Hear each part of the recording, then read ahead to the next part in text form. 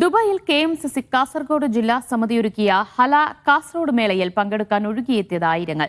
Dubai Etisalat അക്കാദമിയിൽ രാത്രി വരെ നീണ്ട പ്രവാസി സംഗമം പാണക്കാട് സാദിഖ് അലി ശിഹാബ് തങ്ങൾ ഉദ്ഘാടനം ചെയ്തു. നിരവധി മുൻനിര രാഷ്ട്രീയ നേതാക്കൾ അണിനിരന്ന ഹല കാസർഗോഡ് വേദിയിൽ 3 അവാർഡുകൾ വിതരണം ചെയ്തു. സാമൂഹിക പ്രവർത്തകൻ ഖാദർ തിരുവത്തിന് Lulu group chairman MA Yusuf Ali legacy legend award സമ്മാനിച്ചു. ഷംസുദ്ദീൻ ബിൻ മൊഹിയുദ്ദീന് യൂണിറ്റി അംബാസഡർ അവാർഡും യഹിയ തളങ്കരയ്ക്ക് ഹ്യൂമാനിറ്റി ക്രൗൺ അവാർഡും സാദിഖ് അലി തങ്ങൾ കൈമാറി. MA യൂസഫ് അലി മുഖ്യ പ്രഭാഷണം നടത്തി.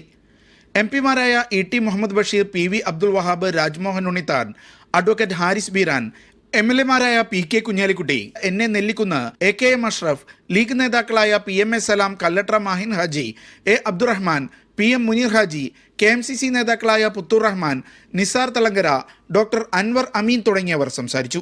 മേളയിൽ മാജിക് ഷോ, ഗെയിമുകൾ, മെഹന്തി ഫെസ്റ്റ്, ഒപ്പന, കോൽക്കളി എന്നിവയ്ക്കൊപ്പം കണ്ണൂർ ഷെരീഫിന്റെ ഇശൽ വിരുന്നും ഒരുക്കിയിരുന്നു. Media 1 Dubai.